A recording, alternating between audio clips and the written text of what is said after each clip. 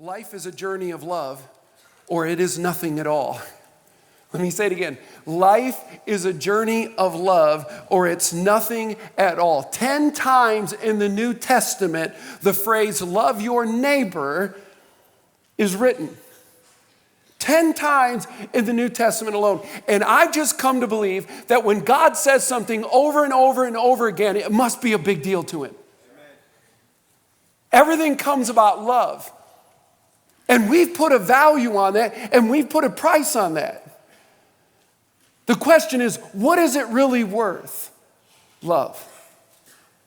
For life is a journey of love, or it's nothing at all. There's nothing else that matters. And I want to be a church that's known for that.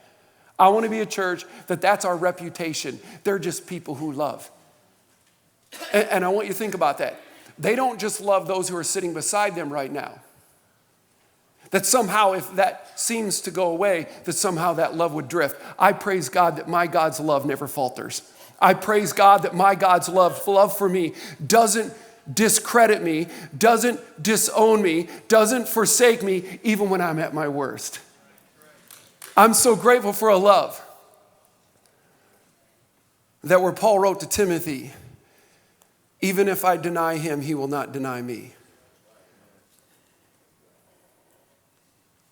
It's a journey of love. I want to have that reputation.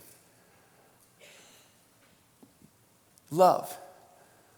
What does it really mean? What is love? Well, if you got your Bibles, and by the way, let me just add to this. When it comes to that love, may we love the least of these. Because anyone can love when everything's going well. It's just that ornery cat that sort of ticks you off. I want to be able to love them too. You with me on that? I want to love the person who's sitting in the car who doesn't see the green light more than I love the green light. You with me on that? That's what I want to be. I want to love. By the way, Luke chapter 10 is a beautiful story of this. For some of us who are in church, it's a very familiar story. For some of you, this might be a brand new story, and you might even be sitting here going, I'm not really sure about this book called the Bible. I'm okay with you saying that. Because I think when you hear this story, I think you'll agree with it.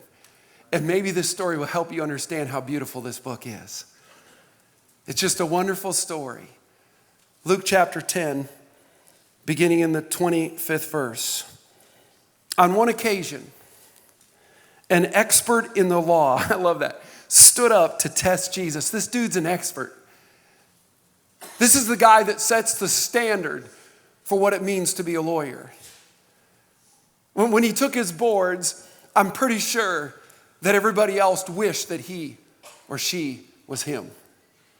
And here's this expert. I find it interesting that the Bible makes it very clear that he's an expert. That's not some typo. It wasn't just something stuck in there because everything that's put in here, God ordained. And God wants us to understand this cat's on the top of the ladder.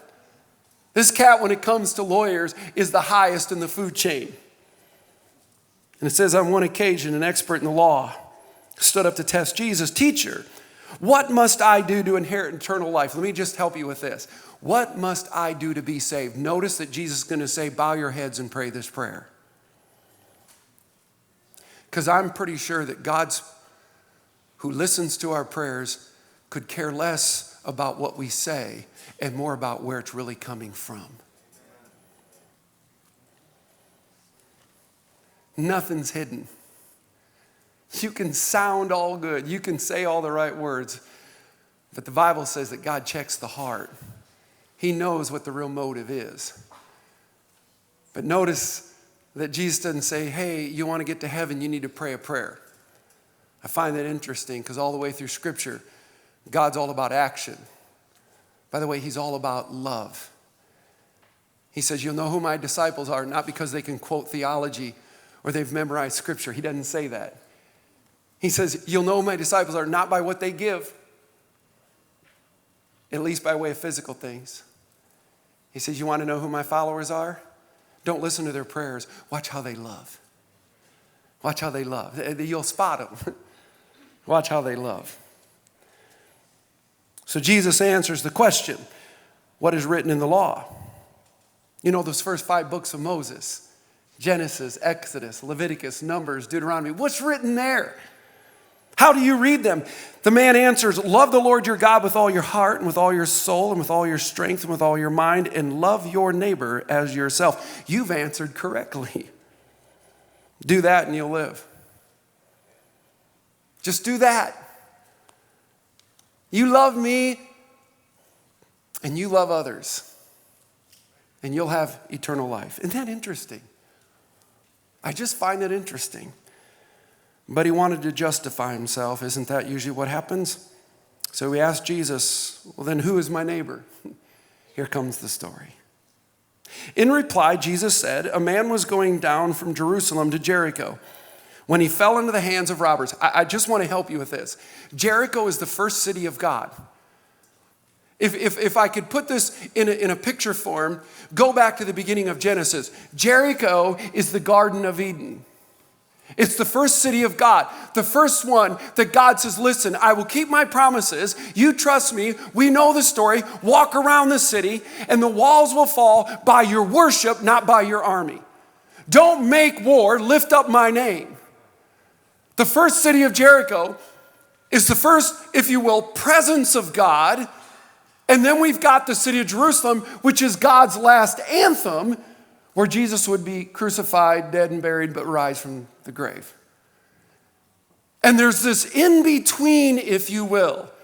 A man is going down from Jerusalem or Jericho to back, or from Jerusalem back to Jericho. So here we've got in the beginning, and then we've got the end, if you will, the Alpha and the Omega. All I'm trying to say is it's interesting that you and I are born in a planet.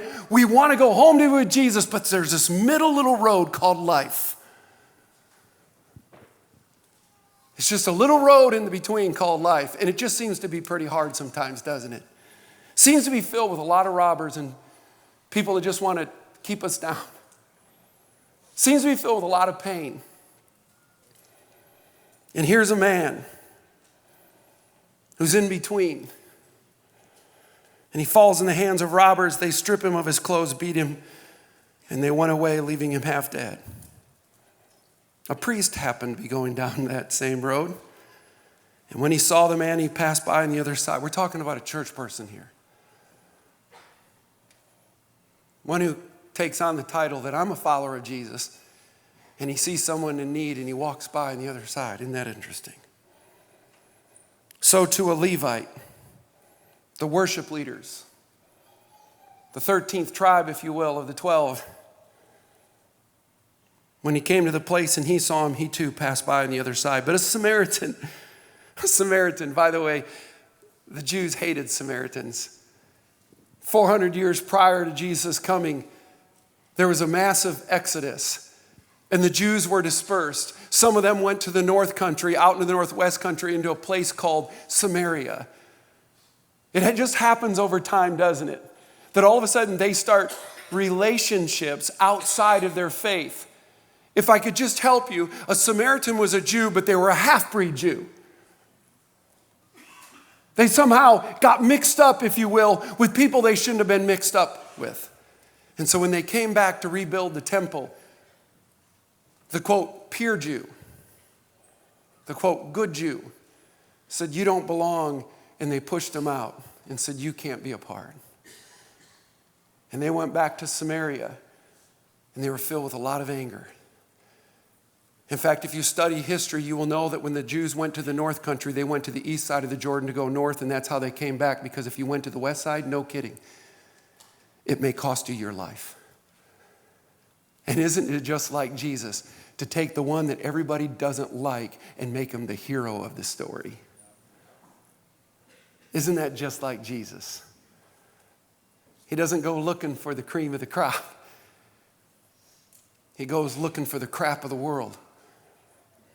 It's interesting to me. But a Samaritan, as he traveled, came where the man was, and when he saw him, he took pity on him. He went to him and bandaged his wounds, pouring on oil and oil and wine. Notice he didn't pour on piss and vinegar. Okay, then he put the man on his own donkey, brought him to an inn, and took care of him. And they took care of him. The next day he took out 2 denarii. By the way, that's roughly 2 days of wages. And he gave them to the innkeeper. Look after him, he said, and when I return, I'll reimburse you for any extra expense you may have. Now, which of these three do you think was a neighbor to the man who fell into the hands of robbers? The expert in the law replied, the one who had mercy on him. And Jesus says, go and do. Go and do likewise. Go and do. I want to again tell you there are three characters in this story. A priest, a Levite, and a Samaritan, but I don't think they're actually characters. I think they're actually attitudes that you and I will have in life. They three represent an attitude that you can have. I want to look at these attitudes and then I want to break this apart about the way that we're supposed to live. So if you got your notes, I want you to take them out. Here's the first attitude. It's the one of the priest. Keep the distance. Say it with me. Keep the distance. In other words, segregate, separate, isolate. Exactly what God doesn't want us to do. And yet how easy is it for us to do that? It just seems to be something about us, isn't there? There just seems to be something about us that when life gets messy, it's much easier to move away from it than it is to move through it. It's much easier to avoid a situation and hope it goes away than to embrace the situation and be the hands and feet of Jesus. Folks, let me help you with this. Relationships are messy. I've never met one that isn't. I've only met one couple who said, we've been married for 50 years and we've never fought. I was like, that's because you're in LA and she's in New York. I'm just telling you. That's just crazy. Relationships are messy. And there's just something about us that's just much easier, isn't it? To just keep a distance. Look at verse 30 again. There was a man who was going down from Jerusalem to Jericho when the robbers attacked him and stripped him and beat him, leaving him half dead. Church, can I just tell you, there are wounded people in this world. There are hurting people. And if you don't get what we're going to talk about in a minute, you're going to miss it. But there are wounded people in this world. And so it happened. So it happened. Can I tell you what? God's going to make sure your life encounters wounded, broken people. Because it's in that he's going to discover where your heart really is. And so it happened that a priest was going down, but when he saw the man, he walked by on the other side. He moves away. And I fear this is becoming the attitude in God's church today. It's just much easier it's so much easier, isn't it, to justify and excuse why we shouldn't do something rather than jump into the mess and see how God's going to use it.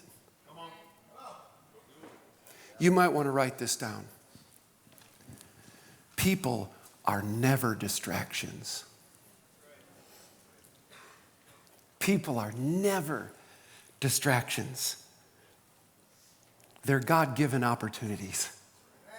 Oh my, do you realize almost the answer to every one of your prayers is that person that probably annoys you the most?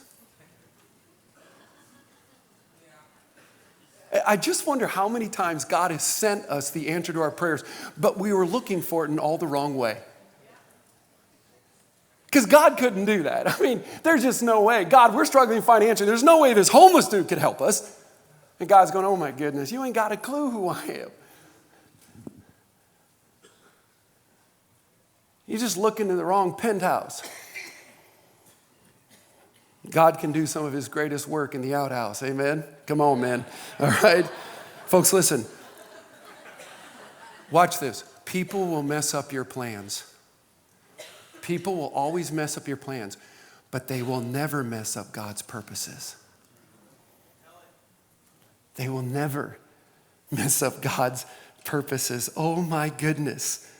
What better investment can you make but in the people? Here's number 2. The attitude of I'm interested, but I'm uninvolved. It's sort of a superficial kind of mindset. Verse 32, in the same way a Levite also came by, but when he went over, he looked at the man. But then he went back on to the other side of the road. He saw the pain, but didn't want to be the solution. But by walking away, he becomes the problem. Isn't that crazy? I sometimes wonder, by us turning ahead, we're the ones that are more wounded than the person that we thought was. Two people in the story thus far. A priest, which I think represents our religion spirit. I just do. Because here's what's going on. What we do becomes more important than we need to become. Did you catch that? When you get up in your morning and you're serving a calendar, more importantly than God's people of the world, that's a problem. That's a religious spirit. It's just a religious spirit. Folks, listen, going to church doesn't make us become the church.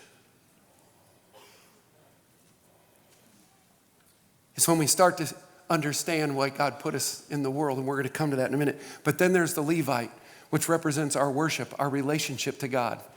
And a lot of times our relationship with God can be more superficial than it is real. And I could describe this in many ways. You know that your relationship with God is superficial when the time of the service is more important. Okay? About making sure we get through because we have other things we got to do. There's nothing more important than being in God's house. Amen. I'm just being upfront with you, just keeping it real. Because there's nothing out there that can satisfy. We'll touch base that in a minute. But isn't that what Jesus said in Matthew 15? They honor me with their lips, but their heart is so far away. He understands that. These two guys didn't get it. They just didn't get it. Do you ever notice it's much easier to talk about people's problems than it is to participate in them? Have you ever noticed that? But true love, God's love, is a participator. It just is. And here's number 3 then, the right attitude. To treat others as you want to be treated. To treat people the way you want to be treated. This is what the Samaritan did in verse 33. A Samaritan who was traveling that way came upon the man, and when he saw him, his heart was filled with pity. Isn't that what Jesus said? Treat other people as you would like them to treat you. See, if you want people to forgive you, then you have to forgive them. You don't go looking for the right friend, you become the right friend. It starts here. You don't marry the right person, you become the right person. You follow how that works? You have to hook up to the hydrant so the water of Christ flows through you. You can't fabricate that any other way. We're to treat others the way we want to be treated. We're the ones, if you will, who plant the crop, who set the precedent. That's what the church is to be, so everybody else will follow. We just want to give them something worth following. Amen to that? I want to be, as Pope Gregory said in the 5th century, he who gives outward things gives something external to himself, but he who imparts compassion and tears gives something from his very self, the depth of it. I want to be that kind of church. So there's 4 things we must do. And church, don't miss this. Here's the first thing we learn from the story. We must see people. Say it with me. We must see people. Say it like me. We must see people. This is the principle of sensitivity. Folks, you might want to write this down. Love begins in the eyes. Jesus said the eye is the lamp of the body. You just got to look at it differently. I want to see as Jesus sees. I mean, come on, man. I used to do play-by-play at a radio for sporting events out in western Nebraska in the Panhandle. That's when I met my wife. Well, I didn't actually meet her. The team came out, and then this beautiful little blonde cheerleader came out, and I was like, oh my goodness, I need that, okay? I'm just telling you. It started with the eyes. I like it. I'm so God's like, man, see, Keith, I'm pretty good about what I make. Oh yeah, you are, God. I like it. It starts there. Look at verse 33. When he saw the man, would you circle that? Circle that in your Bible. When he saw him, and the man's condition, the Bible says his heart went out to him. Folks, listen, it is hard to see when you're not looking. It's just hard to see. And watch this. And one of the greatest contributors to our blindness is busyness. You'll never see what God sees when you're in a hurry. Because do you understand what hurry means? Busyness? It means I can't be bothered. Because what I'm doing is more important than you. Isn't that really the issue?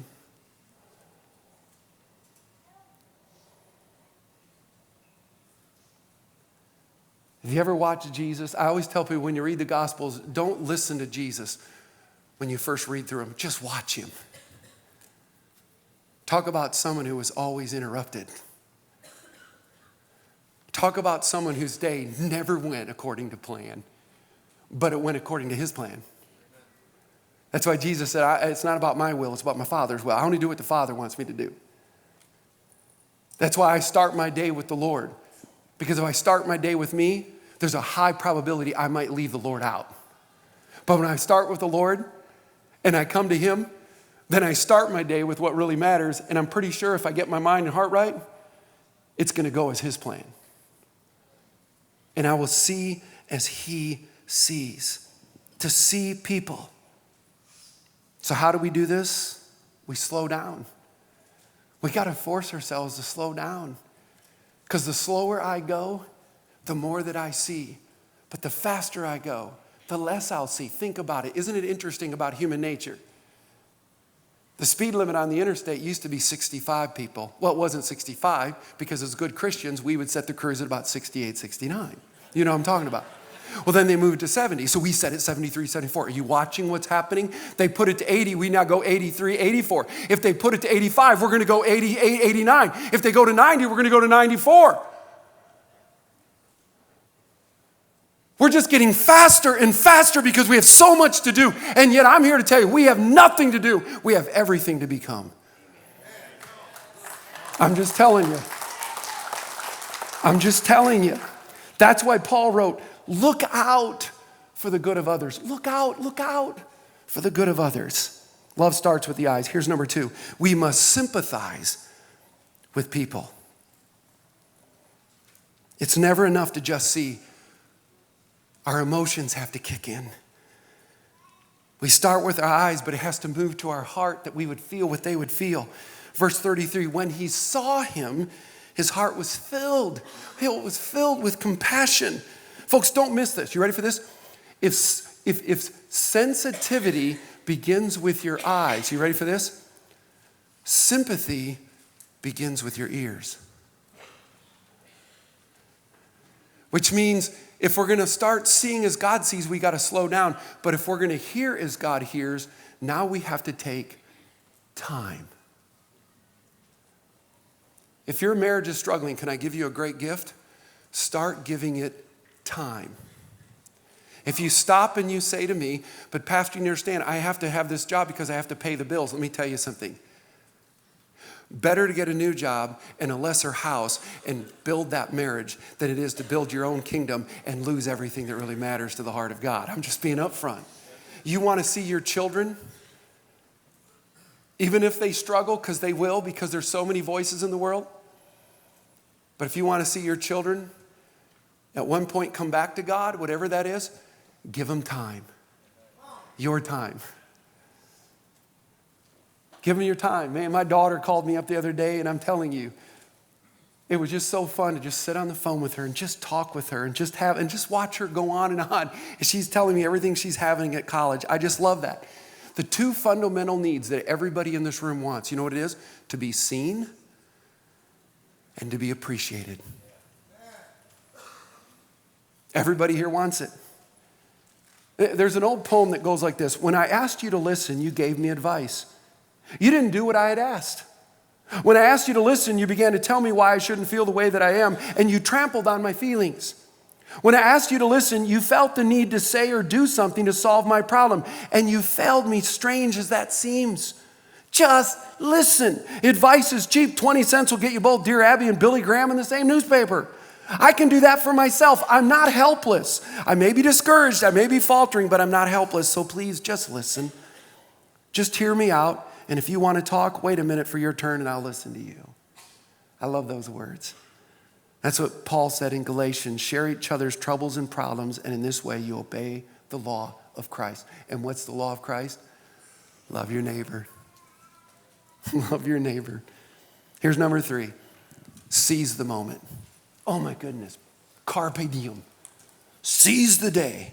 We don't wait, we don't delay, we don't put it off. We do because that's what love does. By the way, don't you love the word do? Dream on.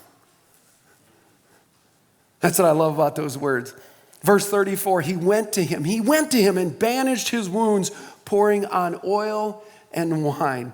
Love does. Anything less is not love. Anything less is not love. Paul wrote, whenever we have the opportunity to help anyone, we should do it. You might want to write that down. That's Galatians 6:10. Anytime we have the opportunity, we should do it. Solomon wrote in Proverbs 3, never walk away from someone who deserves help. Never. Your hand is God's hand for that person. Never tell your neighbors to wait until tomorrow if you can help them today. As Nike says, just do it. Folks, I got to be honest. I really believe that God loves it when God's people step out and just do it even when they get it wrong. Because not doing anything is wrong. Just step out. And who are we to judge? Well, you know, they're just going to use us, maybe. Pretty sure you use God too. I bet you used other people. Maybe. That's in it for them. I just don't want to miss one of those moments. Because I wonder how many times God has sent an angel to Keith Loy. And I miss that. I just don't want to miss that. Every moment counts. Here's number 4. And I want to invite John to the stage. And this is important. Don't miss this. If we're going to be really the hands and feet of Jesus, and we're going to be in a journey of love, and we're going to love the way that God wants us to, and we're going to treat others the way we want to be treated, here's the deal. We need to see. We need to sympathize and really care. We need to seize the moment. But here's the key. We must spend whatever it takes. There's a cost to caring. There's a cost to love. And no greater example is this. Back to my first question. What price do you put on salvation? Can I tell you what God's price is? His life. No greater cost who's ever lived out the way we're supposed to love than Jesus. And he laid down his life. You know what he said? Now you go do the same. No greater love than this, that you would lay it down. See, that's how I look when I look at this deaf school. I don't see, oh my goodness, how we can afford raising $3.7 million. How about we just raise up the whole thing and be done with it? And by the way, just to dispel something as we're wrapping up, because I know that there's a few voices out there, and it's a fair voice. Pastor, you said we'd never go into debt again. And I'm keeping my word on that. You just need to understand something here. We have a campus across town. It's called Meadows. Meadows cost us to rent that building. We don't own it. It cost us $5,000 a week. If you add that up, that's a little over $250,000 a year. If you were here during the budget meeting, you know that numbers were put on there that we need to raise about 3.7, and that leaves us about 7.2 that we're going to have to take a loan out for. But let me help you with something here. In our denomination, we don't own these buildings even though they're fully paid for. We don't own them. They're part of our denomination. The reason they do that, and I love the Wesleyan Church, is because it makes sure that some rogue pastor doesn't show up who gets tired of the Wesleyan Church and says, let's just keep being our own church and forget them. Well, we can do that. Can I tell you what our denomination would do? They would come in and say, okay, but now you have to rebuy the building. We're not going to give it to you. And so we'd have to rebuy this building if we wanted to stay in it. If we didn't want to stay in it, we'd have to start over somewhere else. I love that. So they own this building. But here's what you need to understand. The loan is coming from our own denomination. All I'm posing is this. Why spend $5,000 on rent that we're just burning up when over a 30-year mortgage, that is $7.8 million that we would throw away? Why not just put it into substance? And while we're paying on that, which is our denominations anyway. It's their building. They're just kind of giving us the money a head start. Why not put that money there instead of throwing it to the wind, put it in something that matters? And by the way, all of the interest of that money goes to plant other churches. Amen. See, so I'm just sharing with you, you need to know that part of the story. But that's a choice as a congregation we'll have to make. And I'm okay with either way. I'm just telling you, whether it's there or here, we're going to dream bigger and we're going to keep going after lost people because lost people matter. And we're going to see them.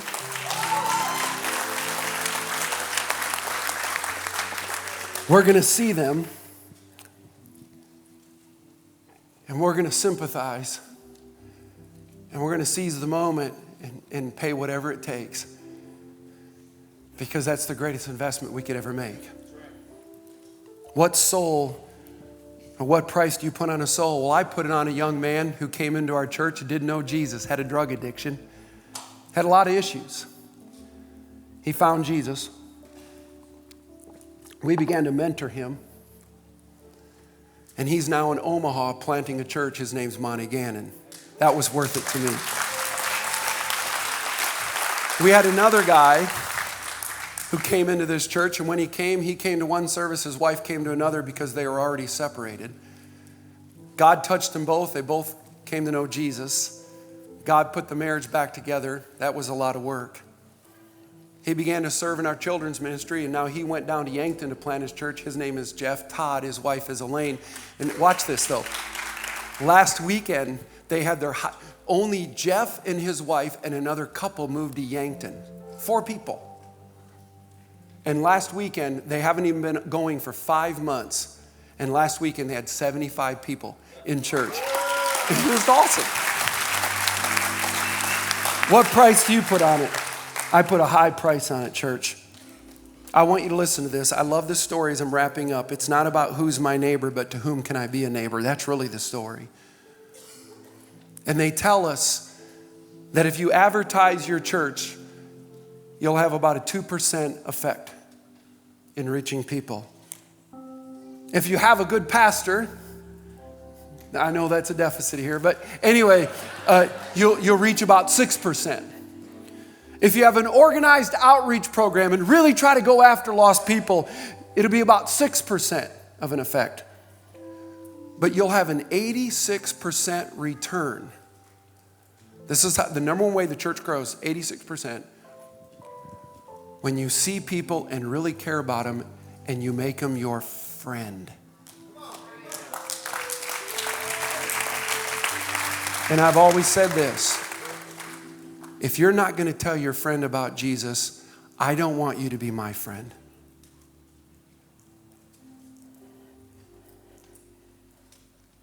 Because my friends care more about my spiritual forever than anything else.